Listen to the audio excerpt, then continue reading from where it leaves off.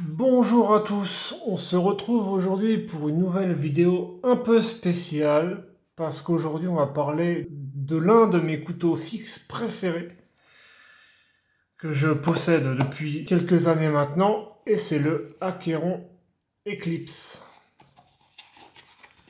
Acheté directement chez Arme Bastille, sur la boutique en ligne de chez Arme Bastille. La boîte, on a le couteau, le petit patch velcro et la facture. Alors, pour dire, je l'ai acheté en 2021 pour la somme de 82,50 €. Il était en promo, c'est ce qui m'a fait un peu craquer parce que pour moi c'est vraiment un petit bijou parce que déjà d'une je le trouve magnifique. Et c'est ce que moi j'aime bien dire un petit peu un sabre laser parce que le tranchant est vraiment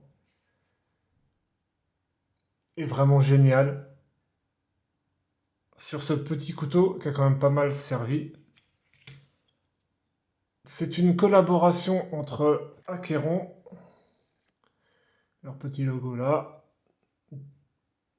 Tony Lopez, qui est un coutelier français, un dessinateur aussi et un coutelier français, et c'est fabriqué par Fox en Italie. Et l'acier N690 Cobalt. C'est un couteau de type EDC, j'appelle ça mini EDC parce que c'est vraiment une prise 3 doigts avec le petit Irikiki qui vient se balader derrière, mais qui, pour moi, c'est une bonne prise en main parce que finalement on a juste à placer les 3 doigts là, le petit doigt derrière pour éviter que ça recule, avec le pouce posé sur le jimping là, et ça donne vraiment un tout petit couteau avec une bonne prise en main. Au pire, la petite dragonne pour la faire passer là, pour avoir vraiment une prise en main géniale. J'ai trouvé un petit peu les inspirations auprès des couteaux justement de Tony Lopez avec le Seven ou le Carcanek Bowie par rapport à sa forme de lame. C'est vraiment une forme, pour moi je trouve un peu Bowie. Le contre-tranchant retombe vraiment beaucoup. Et ça a aussi du coup beaucoup inspiré le numéro 7, le Trail Ultra de Station 9, qui m'intéressait pendant un temps, mais que du coup je n'ai pas pris, car les ressemblances avec celui-là sont vraiment beaucoup trop frappantes, alors que celui-là a quand même pour moi une gueule vraiment bien plus sympa avec ses petites plaquettes en bois. Non, il y a toujours le E. Petit descriptif, longueur totale 16,6 cm, longueur de lame 7,5 cm, longueur de manche 8,5 cm, épaisseur de lame 3,1 mm, hauteur de lame 3,1 cm, le poids sans étui est de 70 grammes et le poids avec étui de 100 grammes. Donc c'est vraiment ultra léger en poche. La lame. Donc comme je disais tout à l'heure, c'est un... Fais gaffe, ça coupe. C'est un drop point, un peu Bowie, je trouve, vraiment, avec ça. Acier N690 au cobalt A61 HRC. C'est une lame plate semelle en finition stonewash, avec un long jimping qui va jusqu'à la moitié de la lame avant et un bon quart du manche, et un tout petit peu en arrière. Le tranchant, comme j'ai dit tout à l'heure, c'est vraiment... je l'ai refait un peu comme beaucoup de mes tranchants, mais c'est vraiment phénoménal. Et comme je disais tout à l'heure, petit marquage sur la lame de chaque côté, à l'intérieur et au niveau du talon. Le manche, ce sont des plaquettes en ziricote, c'est du bois d'Amérique centrale, elles ressemblent un petit peu au Dragotac Slim de Bastinelli, sauf que celles-là sont un peu plus sombres que celui-là. On voit vraiment, là on voit toutes les rainures, je ne sais pas, sauf que là, on en voit un peu vite fait. Étui Kydex, Rétention géniale, ça bouge vite fait sur un axe horizontal, mais sinon ça ne bouge absolument pas. Voilà, c'est on l'entend vraiment un peu comme ça, mais sinon dans l'autre sens, ça bouge vraiment pas. Et ouverture, fermeture, j'adore parce que ça claque vraiment, vraiment super. Pour les ports, généralement, ça va être soit en tour de cou avec une petite paracorde et un petit serre, ou alors clip et pince. Je trouve les œillets vraiment mal placés dessus, ce qui m'a obligé un petit peu à repercer. Du coup, si on regarde, il tombe pas vraiment pile, que ce soit celui-là ou...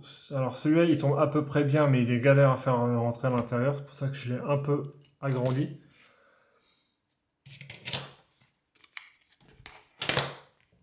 Et sinon, une petite boucle comme ça. Je ferai les petites démos en fin de vidéo. Avec aussi des petits tests de coupe. Donc ça, ce sont vraiment mes ports que j'apprécie le plus. Petite comparaison avec d'autres fixes que j'ai avec moi.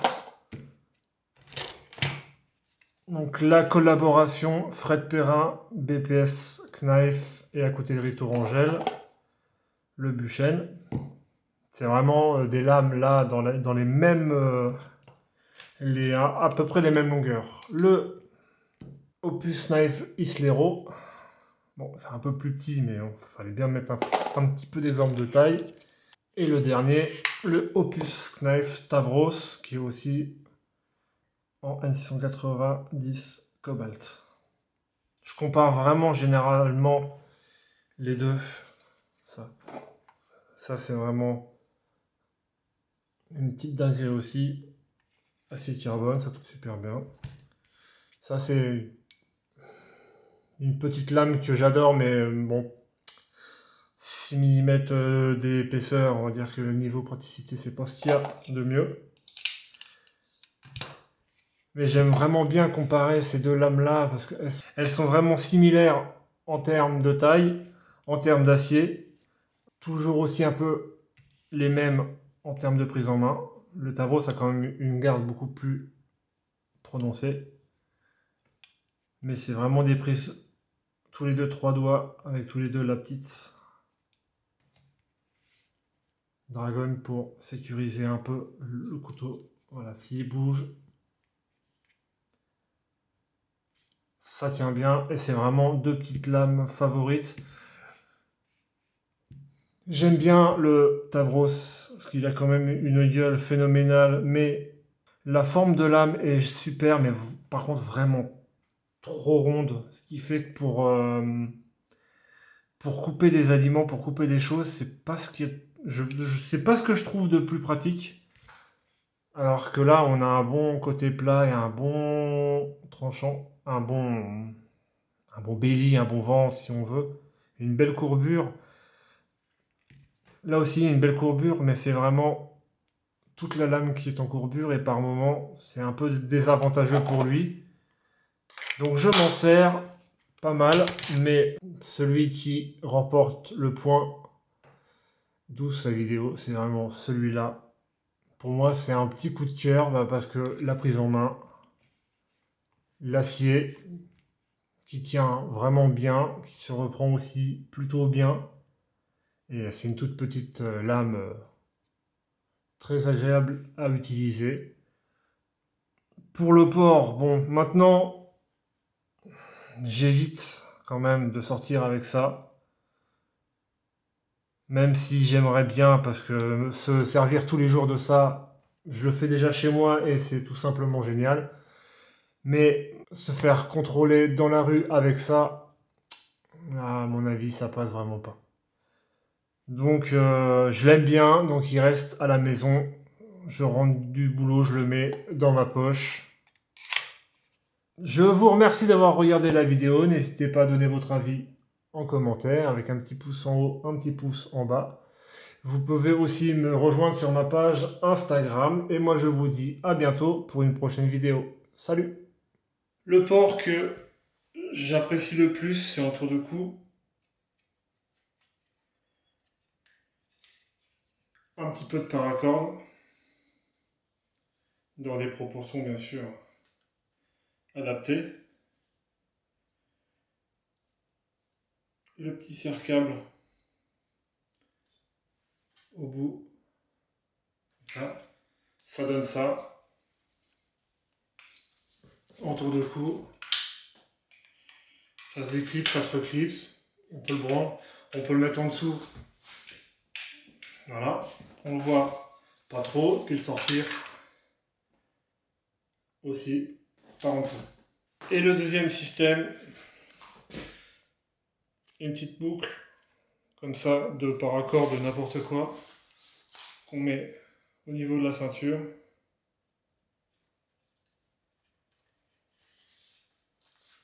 On a juste à passer le couteau là.